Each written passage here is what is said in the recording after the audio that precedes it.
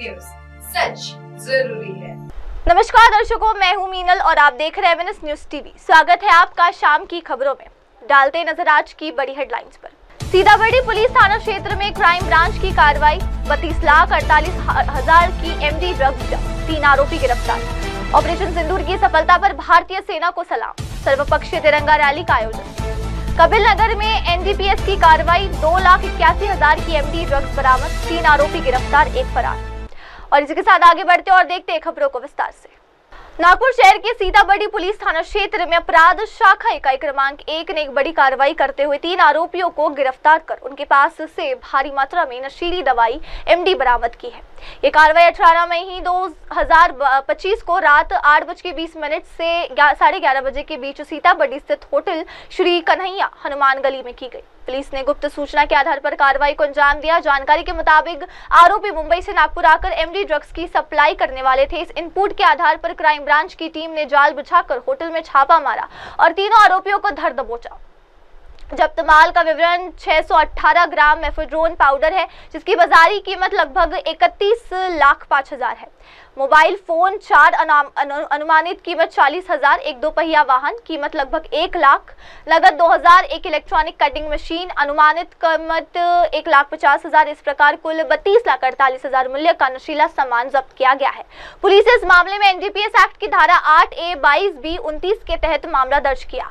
प्रारंभिक पूछताछ में सामने आया है कि आरोपी मुंबई से ड्रग्स लेकर नागपुर में सप्लाई की तैयारी में थे। अब ये पता लगाने के लिए आगे की जांच जारी है कि ये नशीली दवाइयां किससे खरीदी गई और नागपुर में इन्हें किसे बेचा गया। ये कार्रवाई 18 मई 2025 को रात 8:20 से 11:30 बजे के बीच सीताबर्डी स्थित होटल श्री कन्हैया हनुमान गली में की गई। पुलिस ने गुप्त सूचना के आधार पर कार्रवाई को अंजाम दिया। जानकारी के मुताबिक आरोपी मुंबई से नागपुर आकर एमडी ड्रग्स की सप्लाई करने वाले थे। इस इनपुट के आधार पर क्राइम ब्रांच की टीम ने जाल बिछाकर होटल में छापा मारा और तीनों आरोपियों को धर दबोचा। जब्त माल का विवरण 618 ग्राम मेफेड्रोन पाउडर है, जिसकी बाजारी कीमत लगभग 31,05,000 है। मोबाइल फोन 4 अनुमानित कीमत 40,000, एक 2 पहिया वाहन कीमत लगभग 1 लाख, नगद 2,000, एक इलेक्ट्रॉनिक कटिंग मशीन अनुमानित कीमत 1,50,000। इस प्रकार कुल 32,48,000 मूल्य का नशीला सामान जब्त किया गया है। पुलिस ने इस मामले में एनडीपीएस एक्ट की धारा 8A, 22B, 29 के तहत मामला दर्ज किया। प्रारंभिक पूछताछ में सामने आया है कि आरोपी मुंबई से ड्रग्स लेकर नागपुर में सप्लाई की तैयारी में थे। अब ये पता लगाने के लिए आगे की जांच जारी है कि ये नशीली दवाइयां किससे खरीदी गई और नागपुर में इन्हें किसे बेचा गया। ये कार्रवाई 18 मई 2025 को रात 8:20 से 11:30 बजे के बीच सीताबर्डी स्थित होटल श्री कन्हैया हनुमान गली में की गई। पुलिस ने गुप्त सूचना के आधार पर कार्रवाई को अंजाम दिया। जानकारी के मुताबिक आरोपी मुंबई से नागपुर आकर एमडी ड्रग्स की सप्लाई करने वाले थे। इस इनपुट के आधार पर क्राइम ब्रांच की टीम ने जाल बिछाकर होटल में छापा मारा और तीनों आरोपियों को धर दबोचा। जब्त माल का विवरण 618 ग्राम मेफेड्रोन पाउडर है, जिसकी बाजारी कीमत लगभग 31,05,000 है। मोबाइल फोन 4 अनुमानित कीमत 40,000, एक 2 पहिया वाहन कीमत लगभग 1 लाख, नगद 2,000, एक इलेक्ट्रॉनिक कटिंग मशीन अनुमानित कीमत 1,50,000। इस प्रकार कुल 32,48,000 मूल्य का नशीला सामान जब्त किया गया है। पुलिस ने इस मामले में एनडीपीएस एक्ट की धारा 8A, 22B, 29 के तहत मामला दर्ज किया। प्रारंभिक पूछताछ में सामने आया है कि आरोपी मुंबई से ड्रग्स लेकर नागपुर में सप्लाई की तैयारी में थे। अब ये पता लगाने के लिए आगे की जांच जारी है कि ये नशीली दवाइयां किससे खरीदी गई और नागपुर में इन्हें किसे बेचा गया। अब बढ़ते अगली खबर पर। पहलगाम हमले का बदला लेते हुए हाल ही में भारतीय सेना द्वारा पाकिस्तान में घुसकर किए गए ऑपरेशन सिंदूर की सफलता के उपलक्ष्य में आज बुल्ढाना शहर में भारतीय जनता पार्टी की ओर से जिला अध्यक्ष विजयराज शिंदे के नेतृत्व में एक सर्वपक्षीय तिरंगा रैली का आयोजन किया गया। ये तिरंगा रैली शिवालय से प्रारंभ होकर बुल्ढाना शहर के विभिन्न मार्गों से होते हुए शहीद जवान स्मारक पर समाप्त हुई। वहां उपस्थित नागरिकों व विभिन्न दलों के प्रतिनिधियों ने शहीद जवानों को श्रद्धांजलि अर्पित की और स्मारक पर पुष्पांजलि अर्पित कर उन्हें सलामी दी। रैली में शामिल नागरिकों ने भारत माता की जय, वंदे मातरम, हिंदुस्तान जिंदाबाद जैसे राष्ट्रभक्ति से ओतप्रोत नारों के साथ वातावरण को गुंजायमान कर दिया। बड़ी संख्या में आम नागरिक, युवा, समाज सेवी और विभिन्न राजनीतिक दलों के कार्यकर्ता रैली में सहभागी हुए, जिससे राष्ट्रीय एकता और देशभक्ति की भावना देखने को मिली। जिला अध्यक्ष विजय राज शिंदे ने इस अवसर पर कहा कि भारतीय सेना का शौर्य और पराक्रम पूरे देश को गौरवान्वित करता है। ऑपरेशन सिंदूर के माध्यम से हमारी सेना ने स्पष्ट कर दिया है कि भारत अपने हर वीर जवान का बदला लेना जानता है। हम इस ऐतिहासिक विजय पर सेना को नमन करते हैं। इस आयोजन से न केवल नागरिकों में राष्ट्रभक्ति की भावना को मजबूत किया, बल्कि शहीदों के प्रति सम्मान और सेना के प्रति गर्व भी व्यक्त किया। ये तिरंगा रैली शिवालय से प्रारंभ होकर बुल्डाना शहर के विभिन्न मार्गों से होते हुए शहीद जवान स्मारक पर समाप्त हुई। वहां उपस्थित नागरिकों व विभिन्न दलों के प्रतिनिधियों ने शहीद जवानों को श्रद्धांजलि अर्पित की और स्मारक पर पुष्पांजलि अर्पित कर उन्हें सलामी दी। रैली में शामिल नागरिकों ने भारत माता की जय, वंदे मातरम, हिंदुस्तान जिंदाबाद जैसे राष्ट्रभक्ति से ओतप्रोत नारों के साथ वातावरण को गुंजामयान कर दिया। बड़ी संख्या में आम नागरिक, युवा, समाज सेवी और विभिन्न राजनीतिक दलों के कार्यकर्ता रैली में सहभागी हुए, जिससे राष्ट्रीय एकता और देशभक्ति की भावना देखने को मिली। जिला अध्यक्ष विजय राज शिंदे ने इस अवसर पर कहा कि भारतीय सेना का शौर्य और पराक्रम पूरे देश को गौरवान्वित करता है। ऑपरेशन सिंदूर के माध्यम से हमारी सेना ने स्पष्ट कर दिया है कि भारत अपने हर वीर जवान का बदला लेना जानता है। हम इस ऐतिहासिक विजय पर सेना को नमन करते हैं। इस आयोजन से न केवल नागरिकों में राष्ट्रभक्ति की भावना को मजबूत किया, बल्कि शहीदों के प्रति सम्मान और सेना के प्रति गर्व भी व्यक्त किया। ये तिरंगा रैली शिवालय से प्रारंभ होकर बुल्डाना शहर के विभिन्न मार्गों से होते हुए शहीद जवान स्मारक पर समाप्त हुई। वहां उपस्थित नागरिकों व विभिन्न दलों के प्रतिनिधियों ने शहीद जवानों को श्रद्धांजलि अर्पित की और स्मारक पर पुष्पांजलि अर्पित कर उन्हें सलामी दी। रैली में शामिल नागरिकों ने भारत माता की जय, वंदे मातरम, हिंदुस्तान जिंदाबाद जैसे राष्ट्रभक्ति से ओतप्रोत नारों के साथ वातावरण को गुंजामयान कर दिया। बड़ी संख्या में आम नागरिक, युवा, समाज सेवी और विभिन्न राजनीतिक दलों के कार्यकर्ता रैली में सहभागी हुए, जिससे राष्ट्रीय एकता और देशभक्ति की भावना देखने को मिली। जिला अध्यक्ष विजय राज शिंदे ने इस अवसर पर कहा कि भारतीय सेना का शौर्य और पराक्रम पूरे देश को गौरवान्वित करता है। ऑपरेशन सिंदूर के माध्यम से हमारी सेना ने स्पष्ट कर दिया है कि भारत अपने हर वीर जवान का बदला लेना जानता है। हम इस ऐतिहासिक विजय पर सेना को नमन करते हैं। इस आयोजन से न केवल नागरिकों में राष्ट्रभक्ति की भावना को मजबूत किया, बल्कि शहीदों के प्रति सम्मान और सेना के प्रति गर्व भी व्यक्त किया। 1980च्या शतकापासून पाकिस्तानने आतंकवाद हा एक हत्यार वापरला होता आणि भारताला छळण्याचा प्रयत्न केला होता आणि तो वारंवार वाढतच होता आणि सगळ्यात जास्त त्यांनी म्हणजे जर का हा छळवाद आतंकवादाने मानला होता तो होता जम्मू आणि काश्मीर मध्ये। आपण नेहमी बोलणे चालणे व्हायचे, छोटे मोठे बॉर्डर स्क्रिमिशेस व्हायचे, पण फुल फ्लेज्ड ऍक्शन या वर्षी भारताने घेतलेला आहे आणि अशी ऍक्शन घेतलेली आहे की जे शहीद आपले जवान झालेले आहे त्यांच्या स्मृतीला वळून सांगतो की आम्हाला सैनिकांना खूप आनंद वाटतो की एकदाच धडा शिकवला म्हणजे पुन्हा हे जे दुश्मन आहे पाकिस्तान आहे आपल्याशी लढायची हिम्मत करणार नाही। आणि इंग्लिश मध्ये म्हणतात फिअर इज द की। जी भीती वाटली पाहिजे दुश्मनाला आपल्याबद्दल ती भीती निर्माण आपण केलेली आहे। शहीद सैनिक तर तीनच गोष्टीसाठी लढतो, नाम, नमक आणि निशान। आज ही निशाणाच्या नावाने आपण तिरंगा रॅली काढली। आम्हाला आमचं ऊर भरून येतं त्या ह्याच्यासाठी की आमच्या जे शहीद होतात, जे जवान आहे त्यांच्यासाठी तुम्ही एवढं मोठं करता आणि ज्या निशाणासाठी आम्ही लढतो, ज्या निशाणासाठी आम्ही मरतो त्या निशाणाच्या नावाने ही रॅली काढलेली। आम्ही माजी सैनिक आणि आजी सैनिक आणि त्याच्या कुटुंबियाच्या वतीने सर्व जणांचे फार आभार मानतो आणि आम्हाला फार गर्व आहे या रॅलीचा। धन्यवाद। जय हिंद। और अब इसी के साथ आगे बढ़ते और देखते अगली खबर। नागपुर शहर के कपिलनगर पुलिस थाना क्षेत्र में एनडीपीएस टीम ने एक और महत्वपूर्ण कार्रवाई करते हुए मेफेड्रोन ड्रग्स की तस्करी के आरोप में 3 आरोपियों को गिरफ्तार किया है, जबकि एक आरोपी फरार है। ये कार्रवाई 19 मई 2025 को सुबह 9:30 बजे से 11 बजे के बीच मलका कॉलोनी समता नगर अंबाड़ी के घर पब्लिक रोड पर की गई।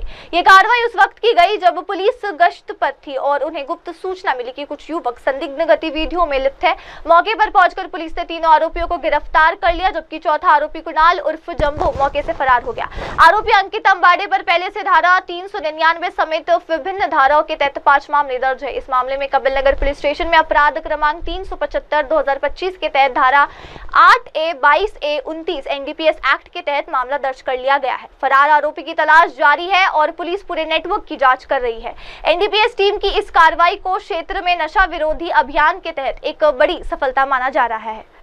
ये कार्रवाई 19 मई 2025 को सुबह 9:30 बजे से 11 बजे के बीच मलका कॉलोनी समता नगर अंबाड़ी के घर पब्लिक रोड पर की गई। ये कार्रवाई उस वक्त की गई जब पुलिस गश्त पर थी और उन्हें गुप्त सूचना मिली कि कुछ युवक संदिग्ध गतिविधियों में लिप्त है। मौके पर पहुंचकर पुलिस ने तीनों आरोपियों को गिरफ्तार कर लिया, जबकि चौथा आरोपी कुणाल उर्फ जंबो मौके से फरार हो गया। आरोपी अंकित अंबाड़ी पर पहले से धारा 399 समेत विभिन्न धाराओं के तहत 5 मामले दर्ज है। इस मामले में कपिल नगर पुलिस स्टेशन में अपराध क्रमांक 375/2025 के तहत धारा 8A, 22A, 29 NDPS एक्ट के तहत मामला दर्ज कर लिया गया है। फरार आरोपी की तलाश जारी है और पुलिस पूरे नेटवर्क की जांच कर रही है। NDPS टीम की इस कार्रवाई को क्षेत्र में नशा विरोधी अभियान के तहत एक बड़ी सफलता माना जा रहा है। ये कार्रवाई 19 मई 2025 को सुबह 9:30 बजे से 11 बजे के बीच मलका कॉलोनी समता नगर अंबाड़ी के घर पब्लिक रोड पर की गई।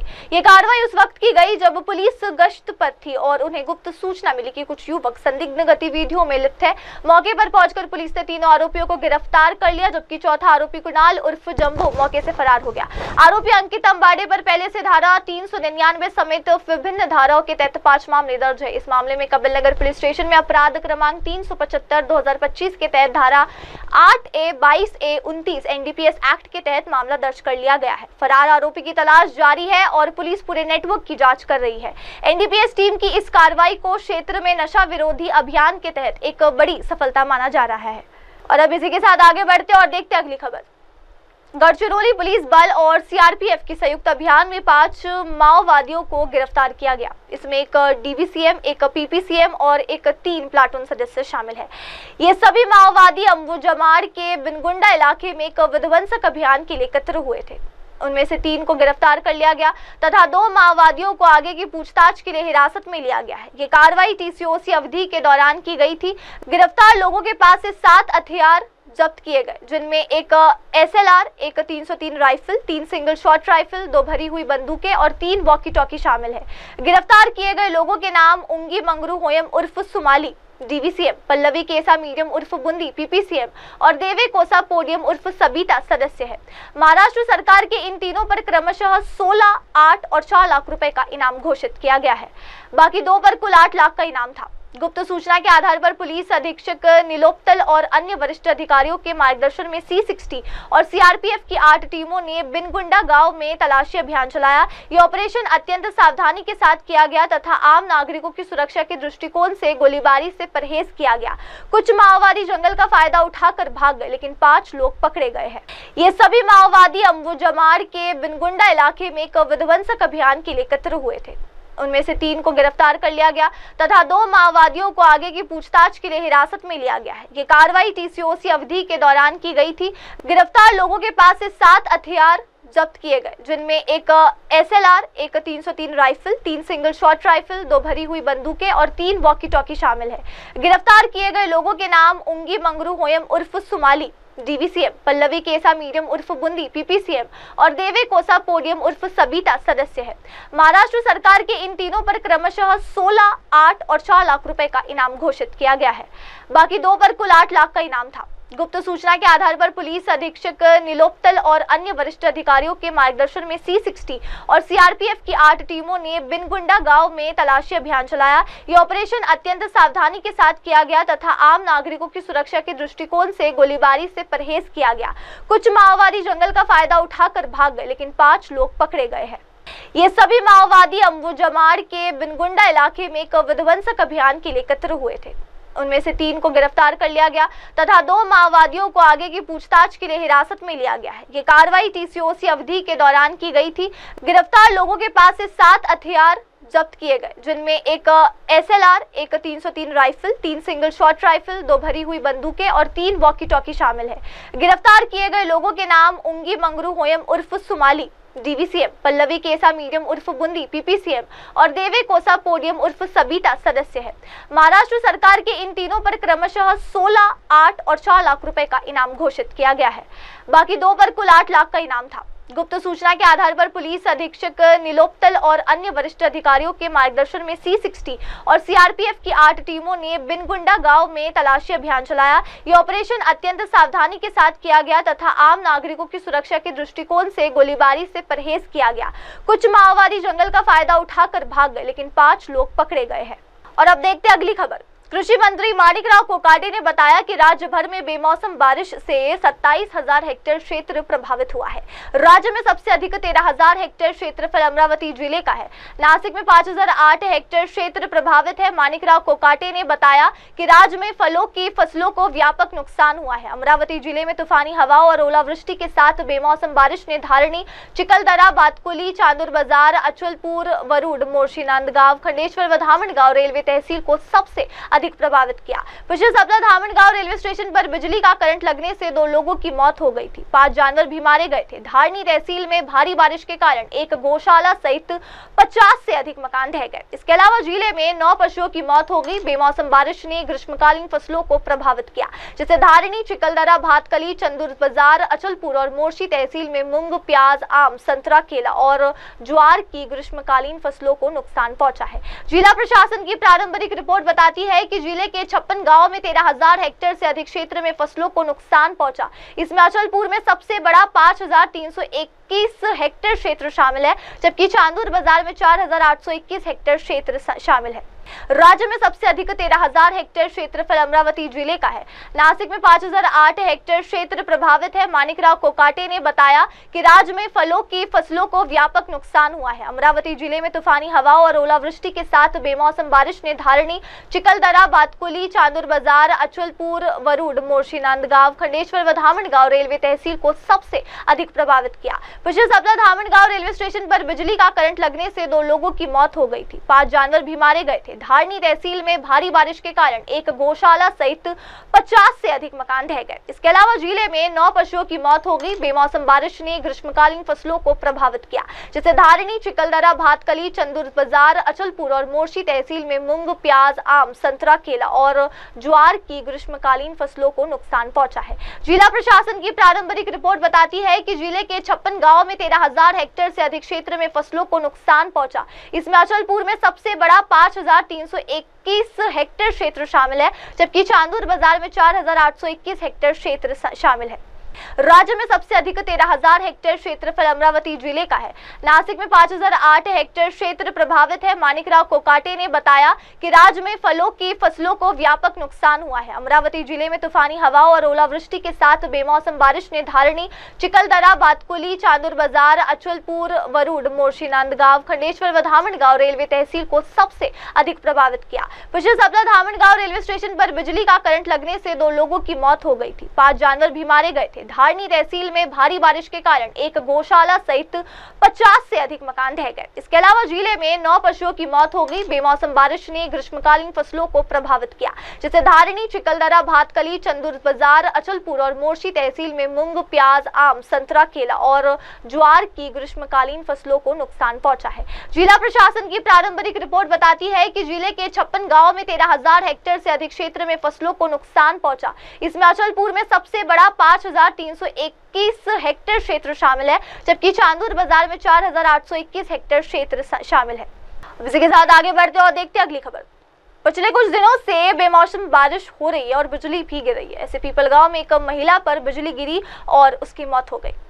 मृतक किसान महिला अपने खेत की सफाई कर रही थी, तभी अचानक हुई बारिश के कारण बिजली गिरी और उसकी मौत हो गई। मृतक महिला का नाम विमल किशन बिसे है, उम्र 35 वर्ष है। इस तहसील में बेमौसम बारिश हो रही है, जिससे फसलों को भारी नुकसान हो रहा है और हाल ही में एक प्रिंसिपल की भी बिजली गिरने से यहीं पर मौत हुई थी। पीपलगांव की विमल नामक एक किसान अपने खेत में कूड़ा कचरा इकट्ठा करने और सफाई करने गई, तभी शाम करीब 4 बजे अचानक बारिश के साथ बिजली गिरने से उसकी मौत हो गई।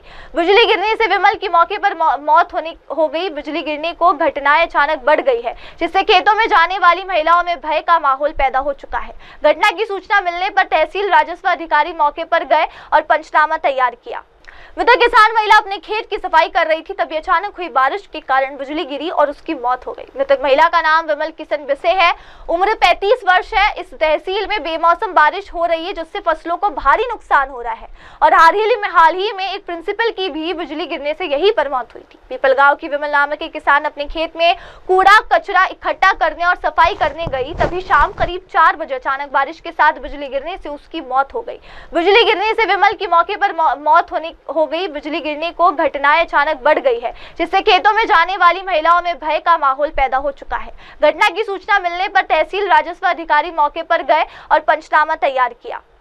मृतक किसान महिला अपने खेत की सफाई कर रही थी, तभी अचानक हुई बारिश के कारण बिजली गिरी और उसकी मौत हो गई। मृतक महिला का नाम विमल किशन बिसे है, उम्र 35 वर्ष है। इस तहसील में बेमौसम बारिश हो रही है, जिससे फसलों को भारी नुकसान हो रहा है और हाल ही में एक प्रिंसिपल की भी बिजली गिरने से यहीं पर मौत हुई थी। पीपलगांव की विमल नामक एक किसान अपने खेत में कूड़ा कचरा इकट्ठा करने और सफाई करने गई, तभी शाम करीब 4 बजे अचानक बारिश के साथ बिजली गिरने से उसकी मौत हो गई। बिजली गिरने से विमल की मौके पर मौत हो गई। बिजली गिरने को घटनाएं अचानक बढ़ गई है, जिससे खेतों में जाने वाली महिलाओं में भय का माहौल पैदा हो चुका है। घटना की सूचना मिलने पर तहसील राजस्व अधिकारी मौके पर गए और पंचनामा तैयार किया। आगे बढ़ते हुए देखते अगली खबर। रेलवे सुरक्षा बल ने शालीमार एक्सप्रेस से 26 बच्चों को संदिग्ध परिस्थितियों में नागपुर लाए जाने के मामले में त्वरित कार्रवाई करते हुए उन्हें सुरक्षित बचाया। ट्रेन संख्या 18030 में सवार इन बच्चों को नागपुर रेलवे स्टेशन पर उतारकर आरपीएफ पोस्ट पर लाया गया था। बच्चों के साथ मौजूद एक व्यक्ति, जिसे उसका उस्ताद बताया जा रहा है, उससे भी पूछताछ की गई और उसे हिरासत में लिया गया। ये घटना तब सामने आई जब प्लेटफॉर्म नंबर 8 पर तैनात स्टेशन मैनेजर को बड़ी संख्या में बच्चे एक साथ संदिग्ध अवस्था में दिखे। उनकी हरकतों और स्थिति को संदिग्ध मानते हुए स्टेशन मैनेजर ने तत्काल आरपीएफ को सूचित किया। ट्रेन के नागपुर पहुंचने पर आरपीएफ ने तत्परता दिखाते हुए कार्रवाई की। प्रारंभिक जांच में पता चला कि सभी बच्चे उत्तर प्रदेश से लाए गए हैं और उन्हें नागपुर के ताजबाग क्षेत्र स्थित एक मदरसे में दाखिला दिलाया जाना है। पूछताछ के दौरान बच्चों के साथ आए उस्ताद ने उत्तर प्रदेश की एक स्थानीय पंचायत द्वारा जारी एक अनुमति पत्र भी दिखाया। हालांकि इस मामले ने तब तल पकड़ लिया जब राज्य अल्पसंख्यक आयोग और बाल विकास संस्था के प्रतिनिधि भी स्टेशन पर पहुंचे। उन्होंने बच्चों के दस्तावेजों और अनुमति की वैधता पर सवाल उठाए। ट्रेन संख्या 18030 में सवार इन बच्चों को नागपुर रेलवे स्टेशन पर उतारकर आरपीएफ पोस्ट पर लाया गया था। बच्चों के साथ मौजूद एक व्यक्ति, जिसे उसका उस्ताद बताया जा रहा है, उससे भी पूछताछ की गई और उसे हिरासत में लिया गया। ये घटना तब सामने आई जब प्लेटफॉर्म नंबर 8 पर तैनात स्टेशन मैनेजर को बड़ी संख्या में बच्चे एक साथ संदिग्ध अवस्था में दिखे। उनकी हरकतों और स्थिति को संदिग्ध मानते हुए स्टेशन मैनेजर ने तत्काल आरपीएफ को सूचित किया। ट्रेन के नागपुर पहुंचने पर आरपीएफ ने तत्परता दिखाते हुए कार्रवाई की। प्रारंभिक जांच में पता चला कि सभी बच्चे उत्तर प्रदेश से लाए गए हैं और उन्हें नागपुर के ताजबाग क्षेत्र स्थित एक मदरसे में दाखिला दिलाया जाना है। पूछताछ के दौरान बच्चों के साथ आए उस्ताद ने उत्तर प्रदेश की एक स्थानीय पंचायत द्वारा जारी एक अनुमति पत्र भी दिखाया। हालांकि इस मामले ने तब तल पकड़ लिया जब राज्य अल्पसंख्यक आयोग और बाल विकास संस्था के प्रतिनिधि भी स्टेशन पर पहुंचे। उन्होंने बच्चों के दस्तावेजों और अनुमति की वैधता पर सवाल उठाए। ट्रेन संख्या 18030 में सवार इन बच्चों को नागपुर रेलवे स्टेशन पर उतारकर आरपीएफ पोस्ट पर लाया गया था।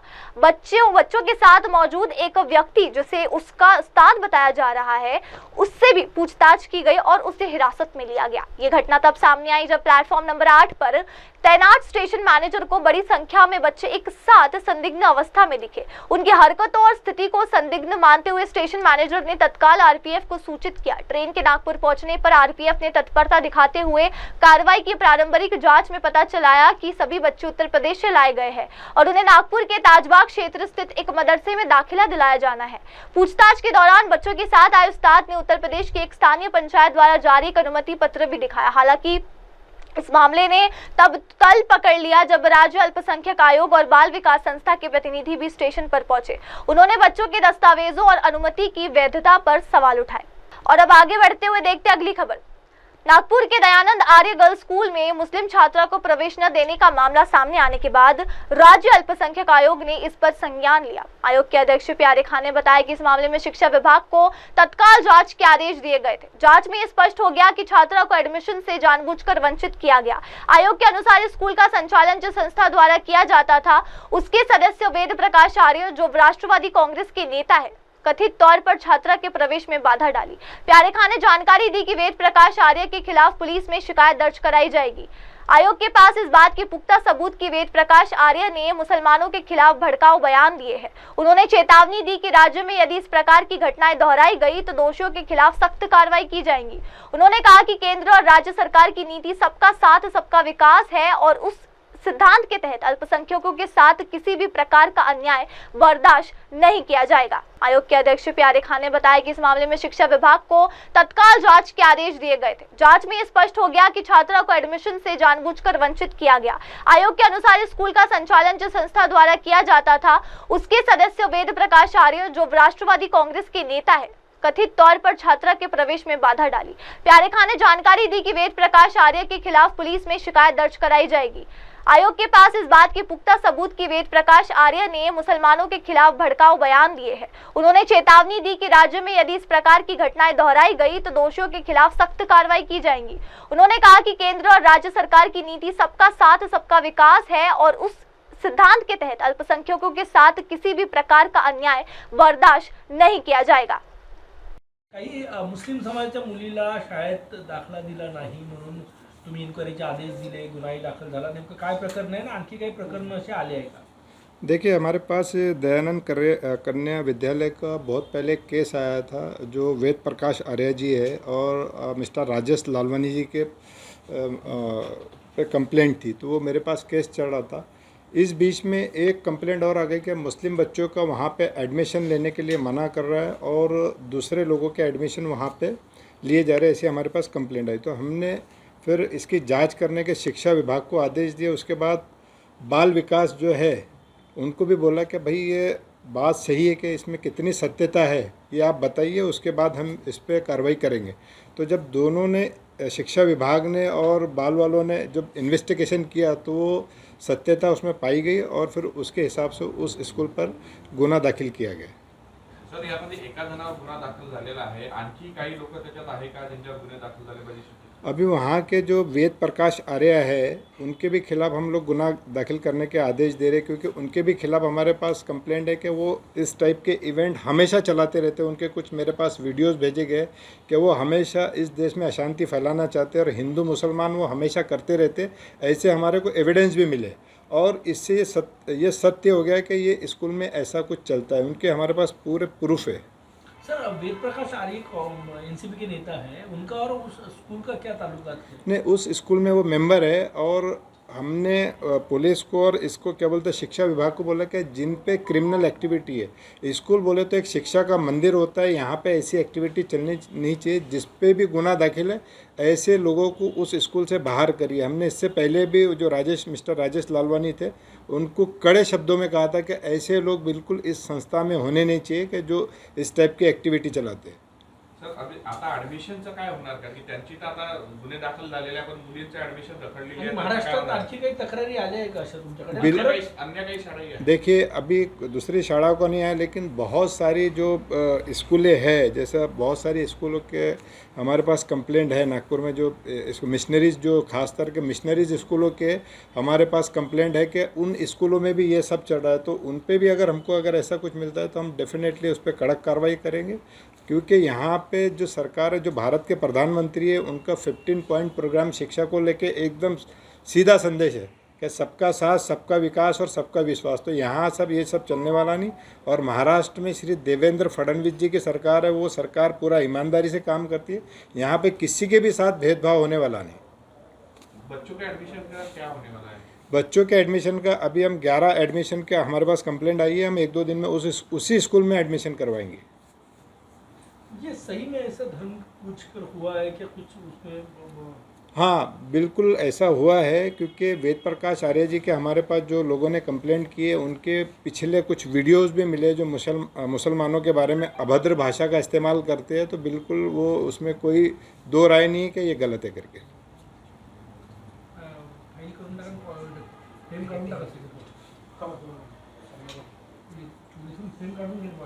और अब आगे बढ़ते और देखते अगली खबर। महाराष्ट्र की देवेंद्र फडणवीस सरकार ने आम जनता को लेकर बड़ा निर्णय लिया है। महाराष्ट्र कैबिनेट ने मंगलवार को नई गृहनिर्माण नीति को मंजूरी दे दी। 2007 के बाद राज्य में पहली बार घर निर्माण के संबंध में नई नीति लाई गई है। निर्णय की जानकारी देते हुए मुख्यमंत्री फडणवीस ने कहा कि नई नीति निर्माण करने के समय सभी वर्गों का ध्यान रखा गया है।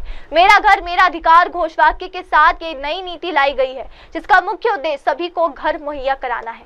मंगलवार को मुख्यमंत्री फडणवीस की अध्यक्षता में मंत्रालय में कैबिनेट की बैठक हुई। बैठक में राज्यों से जुड़े हुए कई प्रस्ताव को मंजूरी दी गई। कैबिनेट के लिए निर्णय की जानकारी देते हुए मुख्यमंत्री ने बताया कि कैबिनेट ने राज्य की नई गृह निर्माण नीति को मंजूरी दी और मेरा घर मेरा अधिकार घोषवाक्य ये नीति लाई गई है। नीति निर्माण के समय हमने महिला, पुरुष, बुजुर्ग, छात्र सहित सभी वर्गों सहित बिंदुओं पर चर्चा और विचार किया।